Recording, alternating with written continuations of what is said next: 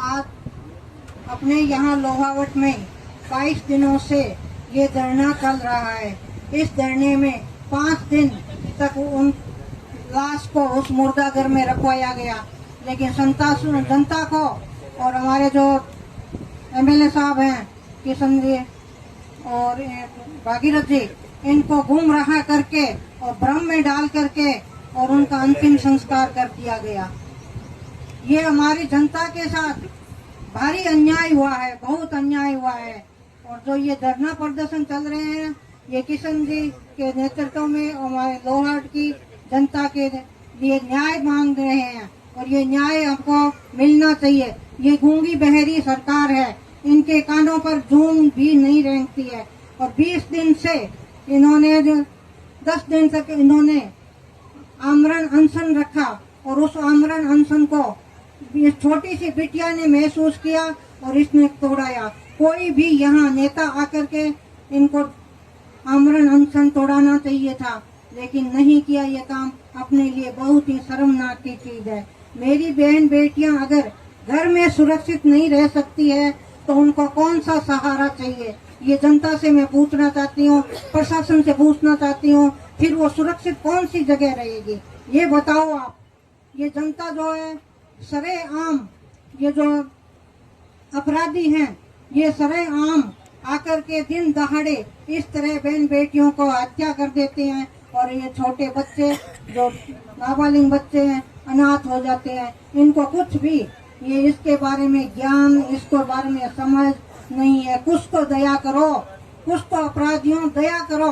इन बच्चों को देख करके कि तुम्हारा मन क्यों नहीं पसीजता है कि इन बच्चों को शरणार्थी कौन बनाएगा, कौन इनके माँ बाप की पूर्ति करेगा?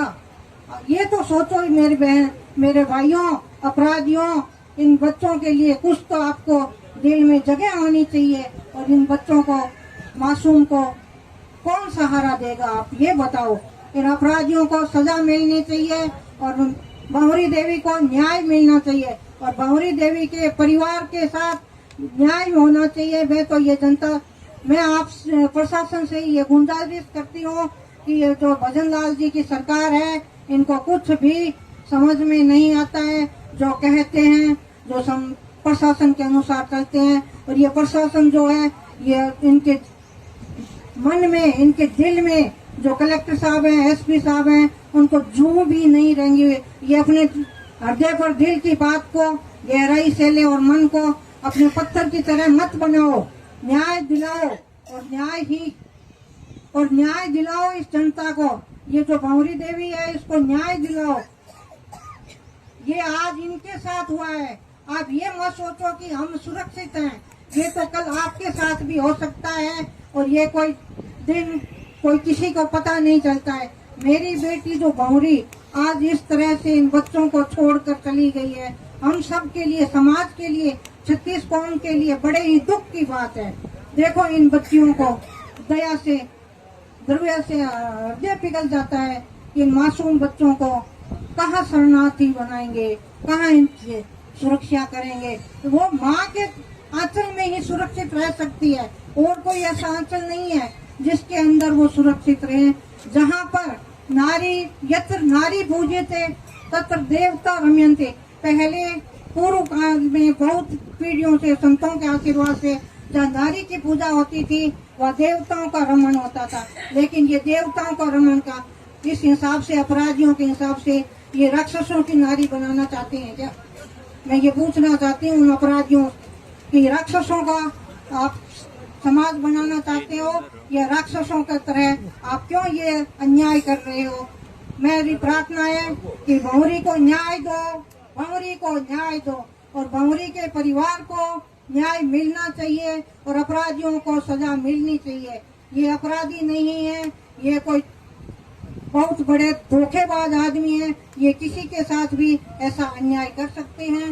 मैं धन्यवाद देती हूँ मेरी महिला शक्ति को और पुरुषों को और मेरे माँ बाप और भाई बहनों को जो यहाँ भारी संख्या में यहाँ 20 दिन तक धरने पर बैठे हुए हैं और अपना न्याय की गुहार कर रहे हैं। और ये न्याय मिलना चाहिए। और कल जो महापड़ाव है, उस महापड़ाव में भारी संख्या में हम सब इकट्ठे होंगे और सब भारी संख्या में अपना सबको आना है और न्याय दिलाने, भंवरी को न्याय दिलाने के लिए अपने को ये धरना चालू रखना है। जब तक मेरी बहन को न्याय न मिले इसी तरह से अपन धरना चालू रखेंगे और सरकार से न्याय लेकर ही रहेंगे। सरकार की क्या है, अपन इकट्ठे होंगे और ये जो न्याय देंगे और न्याय दे करके ही इनको हम ठंड की शांति की सांस लेने देंगे। मैं सबसे ये आह्वान करती हूँ कि आप सब कल भारी संख्या में आए और हमारी तरफ से आपको जोरावट में पूरा समर्थन है कि हम न्याय लेकर के रहेंगे और न्याय भंवरी देवी को दिलाते रहेंगे। धन्यवाद आप सबको मेरी तरफ से।